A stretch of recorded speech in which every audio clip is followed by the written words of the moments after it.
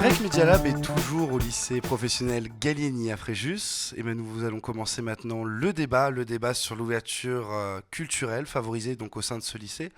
Et pour introduire un petit peu cette problématique, il faut savoir que face à l'évolution de la culture, de toutes ces cultures chez les jeunes, on a une nouvelle problématique qui sont apparues.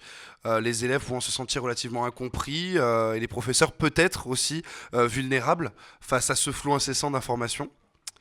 Et on est en droit de se demander, est-ce que l'accès à la culture sous toutes ses formes et tout support à l'école serait-elle peut-être une des solutions à l'ouverture culturelle?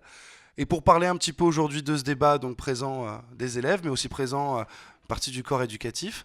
Et je vais commencer par vous demander tous de vous présenter, ceux qui sont à côté de moi. Et donc bonjour. Bonjour, Donc, je suis la professeure documentaliste Madame Grand-Jacques du lycée Gallieni. très bien. En fait, on essaye de mettre en place des actions qui quand même relèvent un peu de la culture institutionnelle que les élèves n'aiment pas forcément. C'est-à-dire, par exemple, on a un projet lycéen au cinéma, on va leur montrer des chefs-d'œuvre cinématographiques, des films en noir et blanc sous-titrés. C'est pas forcément des films qui seraient allés voir naturellement. Donc on essaye de leur inculquer donc cette culture, mais on sait bien que c'est pas forcément la leur. Et on n'a pas envie non plus de se couper de leur culture. Donc on essaye aussi de faire des clubs ou des projets qui soient peut-être un peu plus en lien avec ce qu'ils aiment ou ce qu'ils apprécient, par le biais que ce soit dans les cours, mais aussi par le biais des clubs. Euh, donc voilà, donc on ne veut pas opposer ces deux cultures, on veut faire en sorte que les élèves puissent circuler entre la culture un peu légitime, institutionnelle, et la culture qui est plus jeune, populaire, je ne sais pas trop comment on peut la qualifier. Enfin, elle est très diverse de toute façon, puisque ça va dépendre les jeunes sont très différents. Voilà. Et du coup, ce qui serait bien aussi pour rappeler, c'est quelle est, donc, parce qu'on est avec vous trois cet après-midi, quelle est pour vous la définition de la culture? Qu'est-ce que c'est que la culture? Par exemple, si je te demande pour toi, qu'est-ce que c'est que la culture, qu'est-ce que c'est la définition finalement? Je ne vois pas vraiment la définition. Donc quand je te parle, par exemple, quand je te parle de la culture, par exemple, là, on parlait tout à l'heure de la Dès que vous culture du parlez, manga, par exemple. Qu'est-ce que c'est finalement de cette culture-là? Elle dépend de quoi?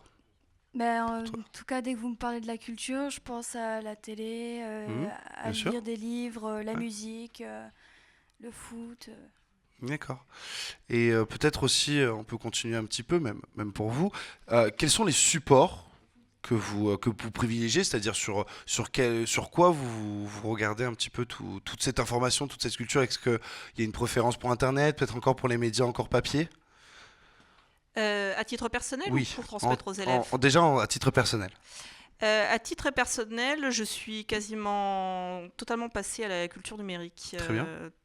Toute la presse, etc., je la lis en ligne.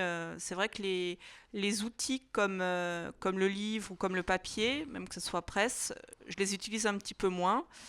Et je tiens à la maintenir et je tiens un peu à la transmettre aux élèves pour qu'il y ait ces deux choses. Voilà.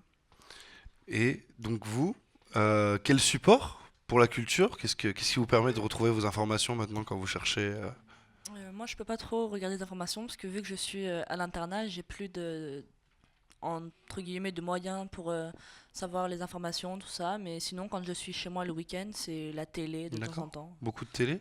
De temps en temps, c'est Vous pas regardez, vous êtes un peu cinéphile, vous consommez aussi beaucoup de séries un petit peu tous les deux? un petit peu, oui. Oui. Un petit peu Non, un petit ou... peu. Je préfère plus sortir avec mes amis, D'accord. me balader que de rester cloîtré à la maison devant la télé. D'accord. Et est-ce qu'on a un peu des titres de séries là? Qu'est-ce que vous regardez un petit peu en ce moment? Je regarde plus de comédie, donc Ma famille d'abord ou trucs de science, donc Bones, Medium, oui, un truc comme ça, j'aime bien.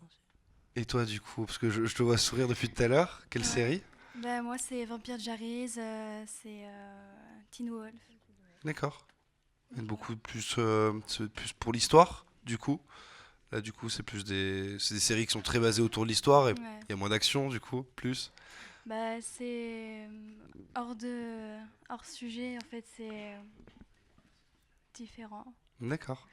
C'est Dans ces séries-là, il y a des loups-garous. D'accord. Enfin, Donc j'aime c'est bien, plus j'aime pour bien ces choses c'est comme plus ça. pour s'évader. Surnaturel, voilà. Est-ce que tu arrives à t'identifier à un des personnages, justement, de par ce côté un peu science-fiction? Est-ce que tu arrives à te dire ah oui, oui, cette personne-là me ressemble ou j'aimerais bien ressembler à cette Non, pas personne-là? du tout. Non, Non, c'est plus compliqué non. du coup? Ah non, pas du tout. Je ressemblais à personne dans ces séries.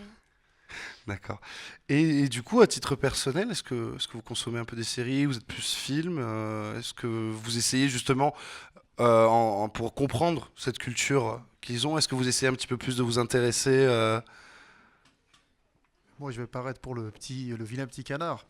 Je vous entends parler de culture avec un S, et moi, Oui. ça me choque profondément. D'accord. Voilà, pour moi, la culture, c'est quelque chose d'universel, et ça englobe un ensemble de connaissances, de savoirs, de plein de choses. Et du coup, quand on se met à cloisonner, genre la culture hip-hop, parce que moi, je vais parler du rap, par exemple, la culture hip-hop, c'est pas déconnecté du reste, puisqu'on va parler de l'histoire, on va parler de plein de choses dans un texte de rap, par exemple. Si on parle, tout à l'heure vous avez parlé du graphe. Dans le graphe, il y a plein de choses, on exprime plein de choses à travers le graphe, et on parle de beaucoup de choses. Et le cantonner à la culture hip-hop, c'est le mettre avec les petits jeunes de banlieue, les petits jeunes de quartier, alors que c'est complètement faux, puisque maintenant le graphe, c'est dans les musées, c'est de partout, c'est de partout. Et de la même chose pour le théâtre ou la musique, ou voilà. Donc pour moi, c'est la culture. Donc les cultures, on pourrait en parler plutôt peut-être dans la forme, la culture du numérique, la culture de... Mais est-ce qu'il faut l'appeler culture? Oui. Donc justement, est-ce qu'il faut faire une différence entre la culture en général et ses supports? Est-ce que c'est ça finalement la grande question? C'est la culture, c'est toujours plus ou moins la même chose. C'est des codes, c'est de l'art, c'est de la découverte. Mais est-ce que finalement le problème qu'on rencontre entre générations, il viendrait pas du fait que les supports ont changé? La manière d'aborder cette culture-là est différente et c'est peut-être de là que viennent les problèmes, les incompréhensions. En fait, tout à l'heure, Madame Grandjac a parlé de vieux films en noir et blanc et sous-titrés. Moi, j'aimais pas du tout ça avant. Et quand Mhm. j'ai découvert ça, en fait, j'ai découvert qu'on pouvait dire des choses et que peut-être avant, on les disait plus facilement que maintenant. Il y a une espèce de censure, on n'ose plus dire les choses, il y a une espèce de conformisme. Et donc, du coup, ça. Alors, pour le coup, les jeunes qui sont un petit peu revendicatifs se sentent peut-être un peu plus lésés et vont chercher dans ces cultures, entre guillemets, urbaines, où il y a plus de choses, où il y a plus comment dire, on est confronté un peu au. Comment dire ça? Mais vous allez m'aider là. Je vais vous aider. Euh, oui, oui, où on revendique des choses. Donc, Oui.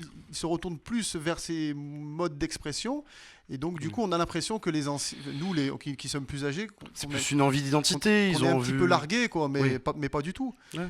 Il a toujours existé des choses un peu revendicatives, et dans les films en noir et blanc sous-titrés, je pense au Raisin de la colère, par exemple, vous montrez ce film aux jeunes, vous regardez avec des yeux, qu'est-ce que ça veut dire? Mais si on travaille dessus, il y a plein de choses qui sont très très actuelles. Je vais profiter de vous avoir au micro, puisque vous êtes intervenu sur un de nos open plateaux à propos du groupe de musique, et on parlait justement, là, on parlait de la revendication de cette culture-là. Qu'est-ce que la création de votre groupe de rap apporte justement à ces jeunes qui ont envie de créer leur identité et de se faire comprendre? Alors, euh, alors là, on est dans le cadre du lycée. Oui, Donc, dans le cadre du lycée, il y a le cadre du lycée, justement. bien sûr. C'est-à-dire, on revendique des choses, mais on va dire, on porte un regard sur la vie publique. Donc, dans ce sens-là, on peut dire qu'on fait de la politique, bien que la politique soit interdite au lycée, hein. Mais dans le sens s'intéresser à ce qui se passe. Mais de là, après, à donner, c'est-à-dire, on peut donner son avis, mais on ne peut pas aller jusqu'au débat passionné. Voilà, il y a un cadre, il y a des limites, et il faut savoir les Bien sûr. respecter. Tout à fait. Ben, très bien.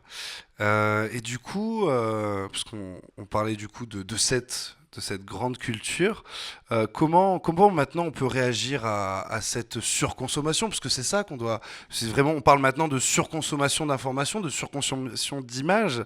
On a maintenant les médias internet, on a la télé, on a beaucoup de façons d'avoir cet accès à la culture-là. Comment on peut arriver maintenant à gérer, comment les jeunes peuvent réagir et réagissent face à tant d'informations? Est-ce que ça se voit maintenant dans votre travail de tous les jours, la différence qu'on a maintenant d'accès? Bah, c'est un de mes rôles et un des rôles des enseignants, justement, de travailler pour qu'ils puissent faire le tri de l'information, de pouvoir se repérer, de la comprendre. et la critiquer, Bien sûr. la restituer. On essaie de le faire lors des séances, etc. Après, je me rends pas tellement compte de la manière dont ils sont perdus ou pas. Il faudrait leur poser la question comment ils réagissent face à ce. Nous, on essaye de les éduquer justement à cette masse d'informations, mais c'est pas toujours évident. Eh ben, très bien, du coup, on va pouvoir en parler. C'est la question. Est-ce que vous vous sentez pas un petit peu, comment je veux dire, frappé de plein fouet par toutes ces informations? Parce que vous utilisez toutes les deux Internet. Enfin, vous utilisez tous Internet, tous. Comment maintenant, entre les clés qu'on vous a données à l'école et aussi un petit peu vos expériences, comment maintenant vous êtes capable de réagir à ce que vous voyez et de le critiquer? Quelle est pour vous la démarche que vous avez? Est-ce que vous partez du principe que vous prenez un petit peu tout? Ou est-ce que dès que vous arrivez sur Internet, vous commencez déjà à critiquer les informations? À vous dire que ça c'est possible ou ça pas du tout?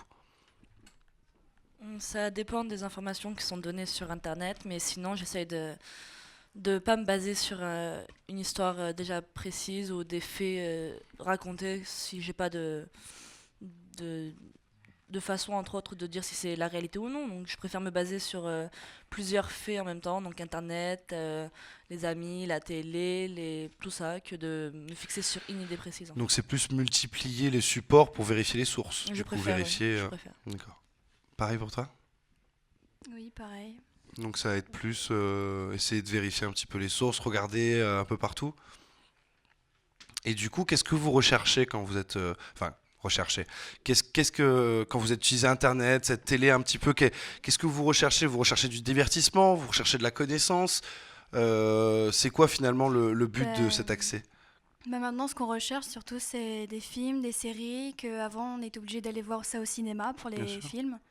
Et que maintenant, bah, y a des sites pour regarder les séries D'accord. limitées, quoi. Beaucoup de streaming du coup, je Oui. suppose.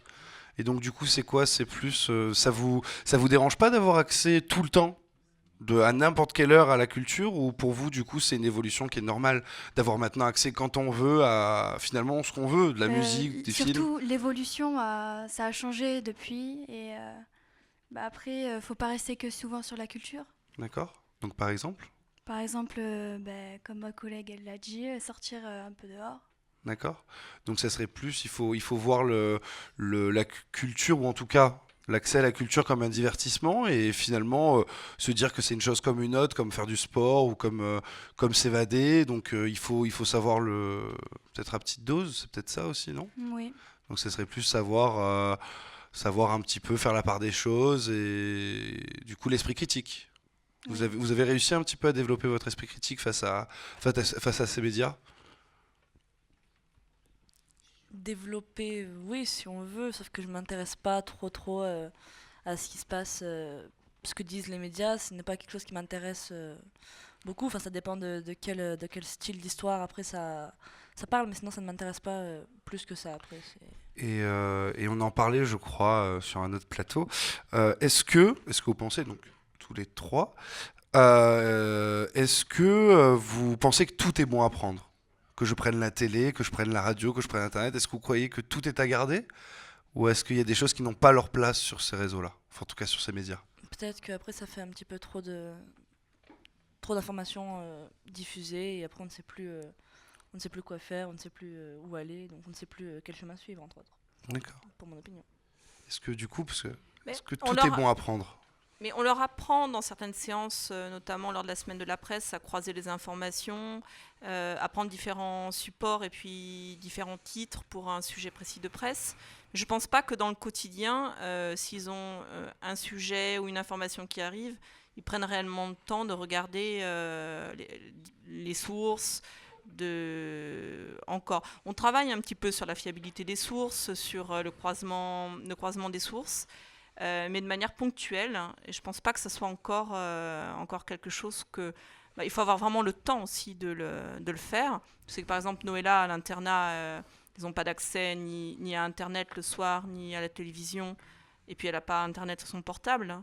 Donc ils sont pas tant noyés quotidiennement comme ça ici pour ceux qui sont à l'internat par exemple. D'accord, donc c'est plus à la maison, je suppose. Donc... À la maison, je pense pas que vraiment encore qu'ils croisent les informations, moi. Mais... D'accord. Donc ce serait plus, c'est quoi? C'est de par leur tranche d'âge, de par leur intérêt, ou peut-être qu'ils n'ont pas encore assez développé de maturité face à ces supports-là pour en être intéressés. Ça dépend des élèves. Il y a des D'accord. élèves qui sont très très intéressés par les informations, d'autres moins. Donc ça dépend de la curiosité de chaque élève, je sais pas trop.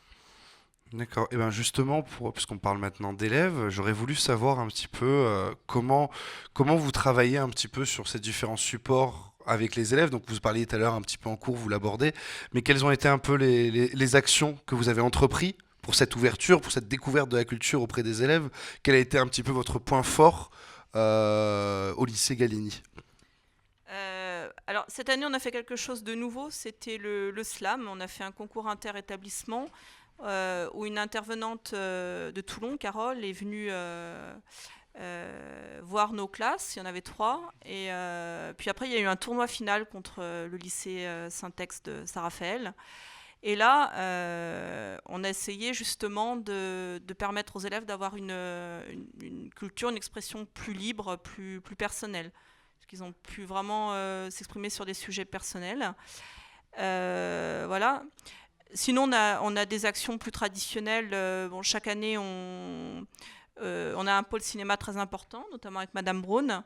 On est inscrit au dispositif lycéen au cinéma. Donc ça, c'est des films, des chefs-d'œuvre plus classiques. Et on a le festival du court-métrage de Fréjus, auquel les élèves participent aussi. Alors, je ne sais pas si Madame Braun veut dire un mot sur le sujet. Si, bien sûr. Donc sur le cinéma, c'est ça? Oui, tout à fait. Un petit peu comment vous approchez et comment vous abordez le cinéma au sein du lycée. Alors, c'est vrai que d'abord, on l'aborde dans le cadre des cours, effectivement en participant au dispositif lycéen au cinéma, en ayant inscrit les élèves au festival du court-métrage, en étant aussi sortis à Cannes, puisqu'on a été sélectionnés cette année, puisque mes élèves ont entre autres participé 3 ans au dispositif lycéen au cinéma. Donc ce sont des films qu'entre guillemets, on leur impose, mais on essaie de les choisir aussi en fonction des genres et de ce qu'ils pourraient aussi aimer. Hein. Et donc on travaille sur ces films, on leur apprend un petit peu à avoir un esprit critique, à analyser l'image, la technique, avoir un petit peu la narration. On a travaillé sur le scénario. Et puis donc on a vu aussi que finalement dans le cinéma dit classique, il y a beaucoup de références que l'on retrouve dans les films plus contemporains. Et du coup, en faisant ces parallèles, ils s'intéressent beaucoup plus effectivement au cinéma et ils ont peut-être envie après ensuite de basculer un peu plus sur le cinéma classique d'auteur ou en VO. Voilà. Donc le but, c'est plus de les attirer dans un premier temps vers ce support-là pour après mieux aborder peut-être des thèmes ou des œuvres qui vont être plus compliquées. Ça va être peut-être de casualiser un petit peu le terrain pour pouvoir permettre un accès plus facile, c'est ça ? Oui, parce que c'est vrai que souvent, voilà, si on pose la question sur le cinéma, ça reste des films très contemporains, des films beaucoup tournés sur l'action, et donc on essaye de faire ce parallèle pour qu'ils puissent s'ouvrir justement à d'autres styles et à d'autres films, et qu'ils aient accès beaucoup plus à cette culture cinématographique. Même si beaucoup vont quand même au cinéma, donc après on est souvent surpris en échangeant de voir qu'ils ont des références, même si on ne le soupçonnait pas au départ. D'accord. Eh ben, je vais me tourner maintenant vers les élèves, puisqu'on a vu que vous avez la chance dans votre lycée d'avoir une ouverture culturelle au niveau de la musique, des arts visuels, des arts écrits. Est-ce que déjà vous êtes content d'avoir cet accès-là, et qu'est-ce que vous demandez, puisque est-ce que pour vous il y en a assez, ça suffit, vous avez l'accès à la culture que vous demandez, ou est-ce qu'il y a d'autres cultures, enfin pas toujours une seule culture, mais est-ce qu'il y a d'autres supports ou d'autres façons d'aborder la culture que vous aimeriez découvrir au sein du lycée? Non, pas spécialement. Je trouve que comme ça, c'est très bien. D'accord. Donc il y a juste ce qu'il vous faut. Et est-ce que, parce qu'on peut en profiter, sachez que vous pouvez un peu partout, même dans le public, réagir. Est-ce qu'il y en a, parce qu'on a la chance d'avoir une partie des élèves du lycée, Est-ce qu'il y en a certains qui aimeraient avoir accès à une autre forme d'art ou de culture, faire comme je disais tout à l'heure, peut-être un atelier graphe. Est-ce qu'il y a des demandes particulières comme ça, ou les cours et les ateliers actuels vous suffisent amplement? Peut-être quand même atelier art. D'accord, plus un art, enfin, le cinéma c'est de l'art finalement. Quoi comme art? Plus de la peinture, du dessin peut-être? Du dessin. Plus un art un peu plus visuel peut-être? Oui. Il manque. D'accord. Bah, c'est pour voir un petit peu. Le but c'est de découvrir un petit peu les cultures auxquelles vous avez accès, parce qu'on a vu que vous avez quand même un panel assez large. Vous avez la chance de pouvoir de donner plusieurs ateliers différents tous les midis. Et Il y a un autre atelier dont on n'a pas parlé. c'est possible. Voilà, c'est l'atelier donc de mise en place par la professeure d'espagnol, Madame Joseph Auguste, et elle a mis en place donc le midi un atelier cinéma qui tourne autour de la culture espagnole ou latino-américaine. Et donc je vais passer la parole à un élève qui a participé à cet atelier, parce que Madame Joseph Auguste ne se contentait pas de leur passer le film, elle faisait des ateliers après pour qu'ils réfléchissent justement à cette culture. Là, c'était essentiellement latino-américaine cette année. On avait commencé par 2 films mexicains. Le premier, c'était Les Oubliés de Juarez. Voilà. Je passe la parole. Bonjour, je suis Tom Duval, je suis la 3PP, 3 professionnels. Donc comme on vous a dit, on a regardé 2 films, La Zona et La Juarez. Ces 2 films étaient sur le Mexique, qui était espagnol. Et ces 2 films représentaient vraiment ce qui se passait au Mexique. Donc le but de voir, parce que je suppose que vous avez dû les voir en espagnol, donc du coup sous-titré, je suppose. Oui, sous-titré, oui. Voilà. Quelle est la différence, qu'est-ce qui vous attire plus dans le fait de regarder un film en version originale plutôt que... Parce que finalement en VF il raconte la même histoire, mais quel est l'intérêt de le voir en version originale, donc en espagnol? Il y a c'est peut-être parce que plus fidèle aussi, Ouais, c'est peut-être. plus fidèle, ouais. Puis peut-être que les jeux d'acteurs aussi sont intéressants, Oui. contrairement à la VF, donc il y a un doublage. Ouais. Donc voilà. Et quel a été enfin pas le but, mais lorsqu'on va dans ce genre d'atelier, ça va être quoi? De voir du cinéma d'auteur espagnol, ou voir des films qui parlent justement de ce genre de cinéma, et voir plus la culture et l'histoire autour. Oui, on peut voir les deux, parce que ça parle aussi un peu de culture, quoi. Parce qu'on peut, apprendre le monde. Bien sûr. Parce que on peut voir vraiment la face cachée du Mexique. Très bien. Bah écoutez. Vous avez été choqués par Oui, on a été choqués. Je me rappelle qu'ils ont été quand même choqués par la violence qu'ils pouvaient avoir dans ces pays. Donc ils ont beaucoup discuté avec leur professeur d'espagnol sur ce pays. Justement, on va en profiter un petit peu. C'est que il y a un sujet qu'on voulait aborder, parce que c'est un sujet qui est quand même assez récurrent dans les débats sur la culture. C'est l'approche du jeu vidéo. Le jeu vidéo qui s'est extrêmement démocratisé ces 20 dernières années, avec la création de nouveaux supports, la création de consoles de plus en plus puissantes, et maintenant c'est devenu commun à tous les ménages. Maintenant, une grande partie, 90% des jeunes quasiment, ont accès à ce mode de culture et ce jeu vidéo ludique. Quelles sont un peu les problématiques, ou peut-être les peurs des enseignants face à ce genre de support? Est-ce que c'est quelque chose dont vous avez peur, ou dont on doit avoir peur, ou justement est-ce que ça peut être une approche qui peut être différente? Alors, je sais que par exemple dans le Club Journal, on a un élève qui était passionné des jeux vidéo, Axel, et qui a fait beaucoup d'articles sur ce sujet. Donc on l'accompagne, bien sûr, on l'accompagne dans cette passion et puis dans cet intérêt. Après, moi aussi, à titre personnel, je laisse les élèves se détendre au CDI sur les ordinateurs. Ils jouent parfois aux jeux vidéo. Ils travaillent, ils s'arrêtent un peu, ils jouent. Et c'est vrai que c'est pas quelque chose qui me dérange. Mais à titre personnel, ça ne m'intéresse pas trop et je ne l'utilise pas et je ne sais pas comment l'utiliser. Donc, En fait, il y a quand même un thème qui est assez récurrent quand on parle de jeux vidéo. Souvent, on a est-ce que le jeu vidéo peut inciter à un changement de caractère? Est-ce que, un petit peu, j'aimerais savoir qui joue à quoi finalement ici? Est-ce que, parce que je vois un petit peu, donc là, normalement, vous pourrez pas me dire non, parce que j'ai pas de réponse. Mais un petit peu, j'aimerais faire un petit tour de table avec tous ceux qui sont autour de moi, pour savoir un petit peu les jeux auxquels vous jouez, multijoueurs, non. Donc tu as le micro, on va en profiter.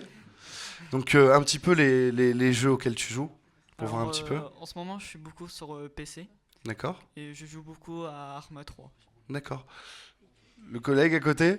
Non? Non, non. Ben, je vous laisse passer le micro vers la gauche. Moi, Call of Duty et GTA 5. D'accord, d'accord. Donc pas mal de jeux en solo ou en multijoueur. Ah, solo, mais Ouais. des fois, c'est vrai que quand il y a des amis ou qui que ce soit, je leur demande. D'accord.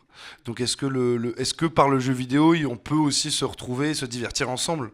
Est-ce que le jeu vidéo, c'est une seule personne qui joue ou ça peut être plusieurs? Ben, on peut très bien partager, quoi. Donc, ouais. D'accord. Ça peut être Donc c'est pas un média plusieurs. fermé? Non. Non, D'accord. Ok. Peut-être le collègue à côté? Moi, je joue uniquement à GTA D'accord. 5 en multijoueur. D'accord. Mais je suis en solo. Tiens, regarde, je te vois rigoler derrière. Bah, le jeu que je joue, c'est FIFA avec mon collègue. On joue ensemble en ligne et après on joue tout seul contre les autres personnes en ligne. Et le fait de jouer à FIFA, donc un jeu de foot, c'est quoi? C'est parce que tu n'as pas le temps ou tu ne veux pas jouer au foot en vrai, ou c'est le fait c'est de jouer avec ses équipes, de pouvoir s'identifier à une grande équipe, d'avoir l'impression d'être un joueur professionnel? C'est quoi qui t'intéresse dans FIFA le jeu? Non, non, les deux, je joue très bien au foot en vrai. C'est juste. Si, on joue ensemble. On joue ensemble. Il a raison. Et après, on joue je sais pas, après les cours, on joue ensemble. Vous faites un petit FIFA en rentrant des cours, quoi. Voilà.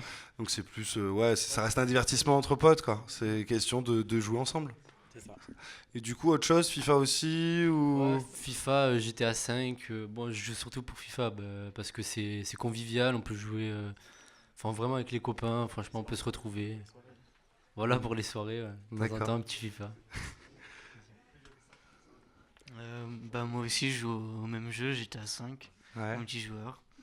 Et voilà. Et c'est vrai que je vais en profiter en fait pour avoir un petit peu des jeunes et même des professeurs. Donc Grand Theft Auto, donc GTA est connu pour être un jeu qui est quand même relativement violent. C'est une question qui revient souvent dans les débats. Est-ce que le jeu vidéo peut changer un caractère? Est-ce que le jeu vidéo peut devenir violent? Et d'un premier côté, parce que je vois un nom là-bas, justement, on va en profiter. Est-ce qu'on peut lui me passer le micro, s'il vous plaît? Parce que je vois un nom ferme. Et j'aimerais savoir pourquoi, donc peut-être, c'est peut-être plus celui-là. Tiens, hop là. Donc justement, la question, c'est est-ce que le jeu vidéo peut faire changer l'esprit, peut avoir envie peut faire devenir quelqu'un d'autre? Est-ce que Ben non, enfin personnellement je joue à des jeux qui peuvent être définis comme violents. Et je le suis pas forcément. Enfin, j'ai des amis pareil, ils jouent à des jeux avec des limites d'âge instaurées pour est-ce que pour tu arrives à violence ou t'identifier insulte. à un héros comme quand tu prends Ah des non, j'ai jeux? pas besoin de ça, non. Non. Enfin, Non, je sais non. pas, je joue personnellement, je joue à League of Legends. Ouais. C'est un jeu en ligne et je m'identifie à aucun personnage. Je D'accord. joue juste. Donc c'est juste pour le divertir, divertissement. Le but ouais. c'est de s'évader un petit peu et de penser à autre chose. Ouais, voilà, on se d'accord. détend. Et puis Il y on a, joue parce que tranquillement. je sais que par exemple il y a pas mal de jeux avec Avatar quand on pense à WoW, de jeux où on est censé créer un personnage qui nous ressemble. Est-ce que quand vous allez créer ce genre de personnage, vous allez essayer de le faire à votre image ou justement à l'image d'une personne que vous voudriez être? Est-ce que vous allez vous identifier à un avatar ou essayer de l'être qui soit complètement différent? Par exemple, je vois j'ai les cheveux courts et je suis pas baraque. Est-ce que je vais faire le contraire dans un jeu vidéo? Est-ce que je vais essayer de le faire comme moi? C'est ça justement qui est intéressant. Est-ce que vous voulez vous identifier ou au contraire vous préférez être loin, que ça ressemble pas à la réalité pour justement que ça soit différent? Bah je sais pas, j'ai joué à ces jeux, donc les MMORPG, mais j'ai jamais cherché à faire des personnages qui me ressemblaient ou auxquels je voulais ressembler.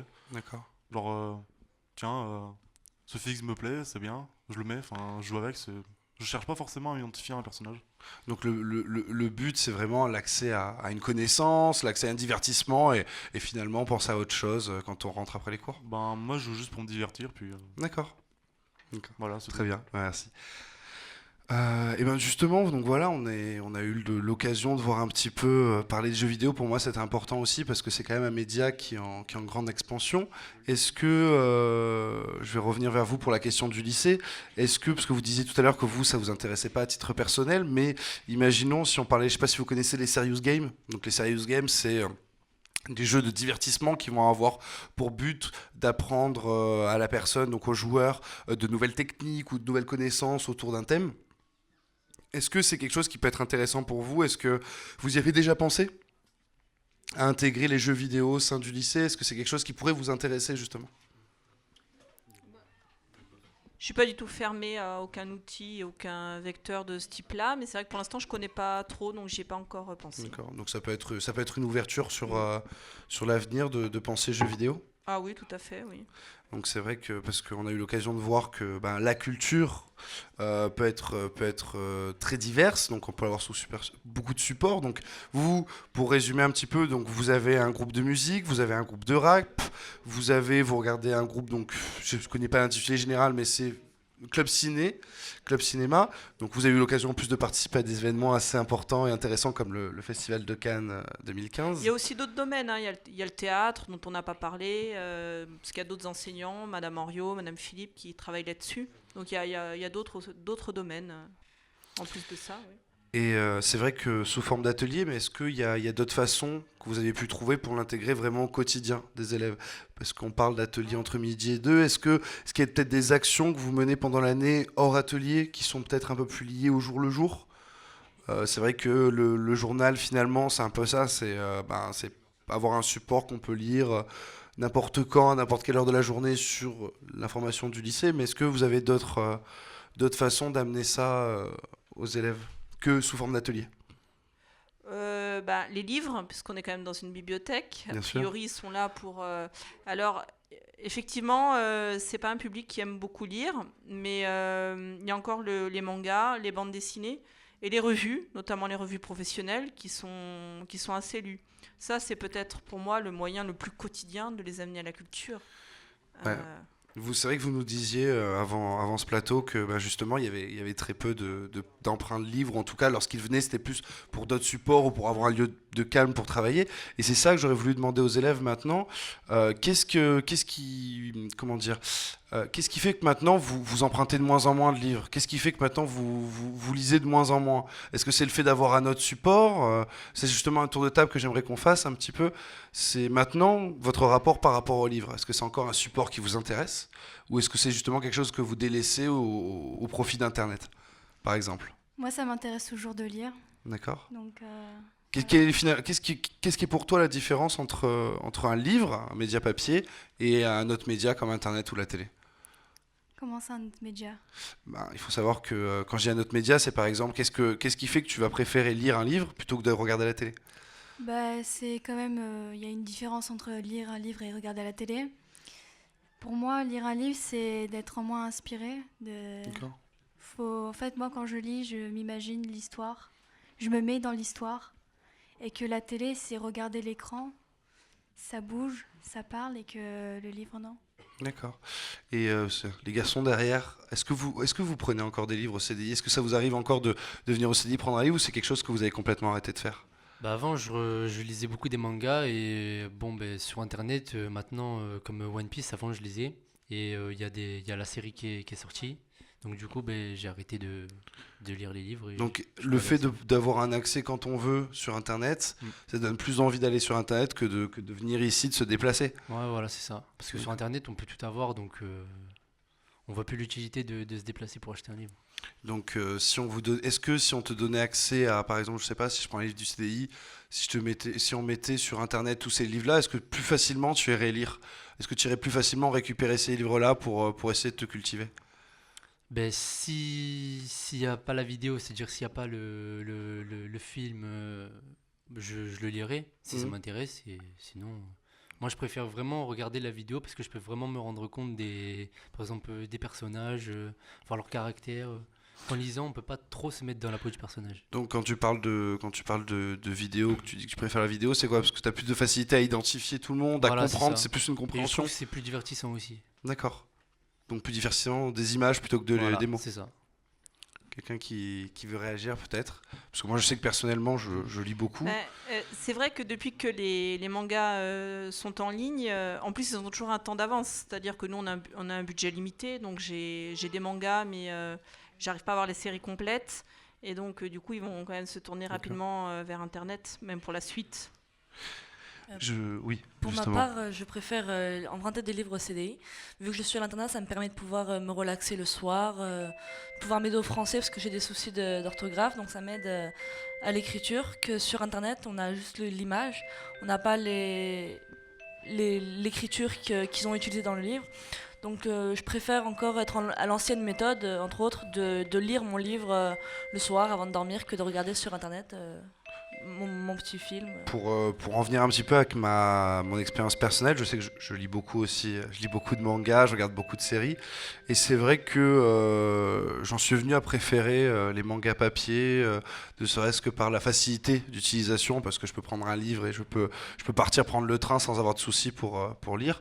Mais c'est vrai que qu'est-ce qui fait que maintenant, vous pensez que vous préférez ce que nous on appelle les médias dématérialisés, donc c'est-à-dire sur Internet, plutôt qu'un média classique, parce que c'est vrai que l'exemple que tu donnais, c'est vrai parce que tu es à l'internat, mais est-ce que si tu rentrais chez toi tous les soirs, est-ce que tu ferais pareil? Est-ce que tu prendrais le temps d'aller dans un lieu pour acheter ou louer un livre, ou est-ce que tu prendrais la solution de facilité?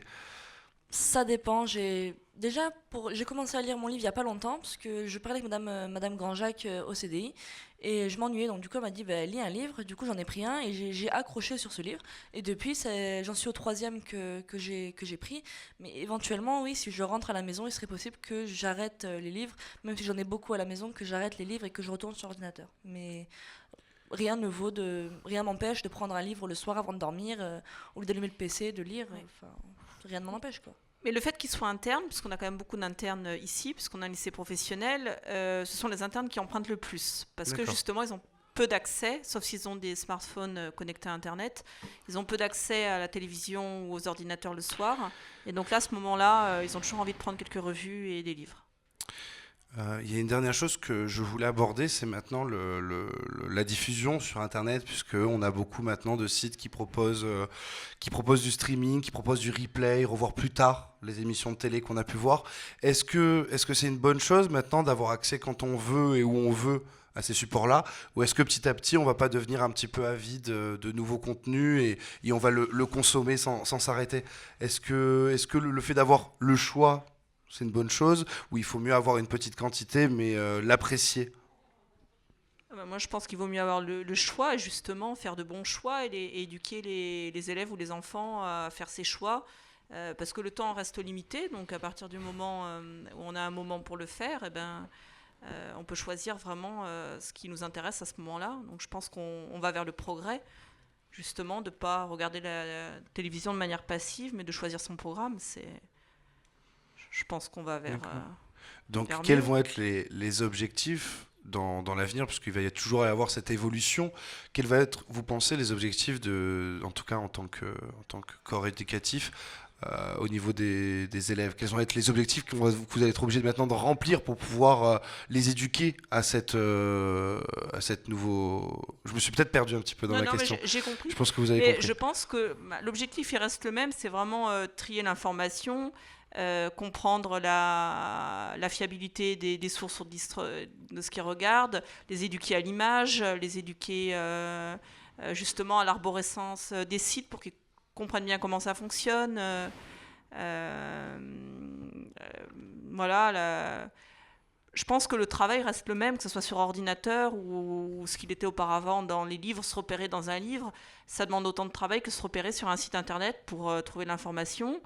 Savoir si l'information est pertinente ou pas, ça demande autant d'efforts sur un ordinateur que sur des livres. Donc je pense que ça reste quand même un effort. Enfin là je parle au niveau du travail, pas forcément du loisir. Mais... D'accord.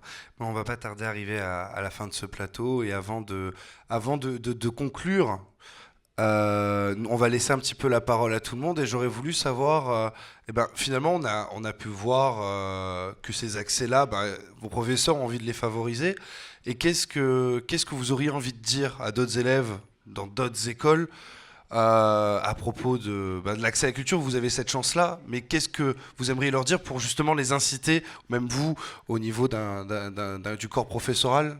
Quelles sont l'idée, quelle est la phrase à partager pour expliquer que la culture c'est maintenant, qu'il faut la prendre en main et finalement c'est pas dans 10 ans? Interrogez les élèves d'abord. On interroge les élèves d'abord. Donc les élèves. Interrogez la prof d'abord. On va pas jouer au ping-pong comme ça. Non, moi ce que je voudrais, je vais essayer de formuler ma phrase de façon assez limpide. J'aimerais savoir ce qui pour vous est important dans la culture. Ça veut dire qu'on a vu qu'il y a l'accès, on a vu qu'il y a la multiplicité, le fait de... Mais qu'est-ce que, si maintenant on a une personne qui regarde la vidéo, qui est dans un lycée, qui n'a pas accès à ça, qu'est-ce que vous avez envie de lui dire pour l'inciter justement à faire une action? En quoi c'est important l'accès à la culture à l'école? Ça nous permet de garder comment dire, je sais pas comment dire, c'est de pas partir dans tout ce qui est technologie en fait, de pouvoir garder une part de facilité, enfin d'ancienneté entre autres, pas pouvoir perdre la culture d'avant. Donc c'est plus se rendre compte que tous les médias peuvent être bons, comme mais mauvais. Voilà, comme mauvais.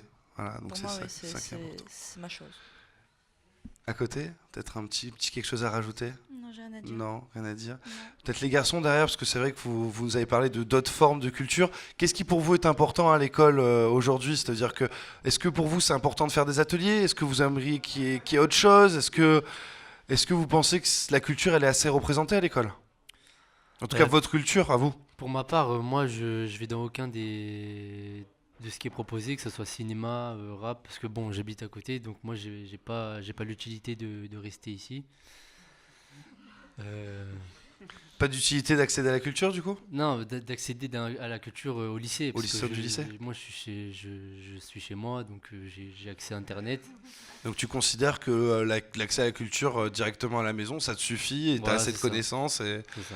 Donc, parce que moi je suis plus axé sur le sport, donc... D'accord.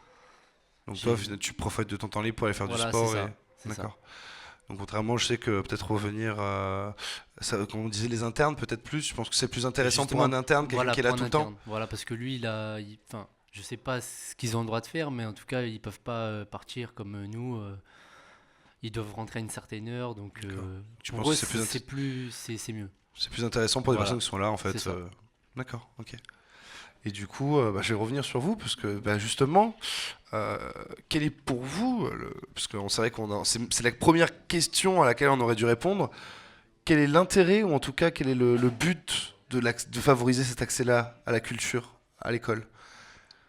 Le but, c'est qu'il s'ouvre au monde, qu'il s'ouvre à toutes les cultures, et ce que j'aimerais, c'est qu'il soit plus curieux, qu'il soit curieux de tout, même des informations, mais quel que soit le support, que ce soit la presse papier ou sur Internet, ou même sur leur smartphone, enfin quel que soit l'outil, j'ai envie qu'ils découvrent le plus de choses possible.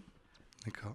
Écoutez, je vous souhaite bon courage et je souhaite aussi bon courage à tous les élèves, ne serait-ce que pour la fin de l'année, puisqu'elle approche très vite, plus qu'un mois.